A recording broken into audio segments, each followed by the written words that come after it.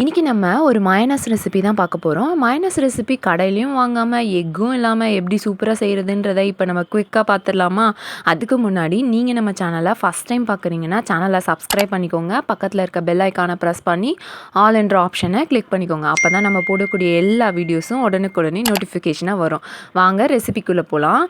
இப்போ ஒரு mixie jar எடுத்திருக்கேன். மயனஸ் செய்கிறதுக்கு நான் இன்றைக்கி பன்னீர் எடுத்திருக்கேன். எக் இல்லாமல் பன்னீர் வச்சு தான் இன்றைக்கி செய்ய போகிறோம். இது ஒரு 1.5 கப் அளவுக்கு பன்னீர் எடுத்துக்கலாம். குட்டி குட்டியாக சாப் பண்ணி இதுக்கு ஒரு 2 பல் அளவுக்கு பூண்டு ஆட் பண்ணிக்கலாம்.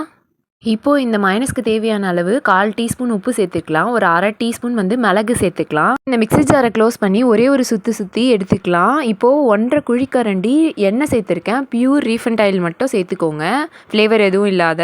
இப்படியே அரைச்சி எடுத்தாலும் சூப்பராக இருக்கும். இதுக்கு நான் கூடுதல் சுவை கொடுக்கறதுக்காக ஒரு டீஸ்பூன் அளவுக்கு சில்லி ஃப்ளேக்ஸ் ஆட் பண்ணிக்கிறேன். ஆட் பண்ணிவிட்டு இதை மூடி போட்டு நல்லா கிரைண்ட் பண்ணி எடுத்துக்கலாம். இப்போ பாருங்கள், இதை கிரைண்ட் பண்ணி எடுத்தாச்சு. இது ரொம்ப ஹெல்த்தியாகவும் ஈஸியாகவும் டேஸ்ட்டாகவும் இருக்கும். கண்டிப்பாக இதை நீங்கள் உங்கள் வீட்டில் ட்ரை பண்ணி பாருங்கள். கிட்ஸுக்கெல்லாம் கொடுக்குறீங்கன்னா இது ரொம்ப மஸ்ட் ட்ரை. வீட்லேயே மயனஸ் செய்கிறதுனால கண்டிப்பாக இது ரொம்ப ஹெல்த்தியாக இருக்கும். அதுவும் இல்லாமல் இதில் நம்ம எக் ஆட் பண்ணல, பன்னீர் தான் ஆட் பண்ணியிருக்கோம்.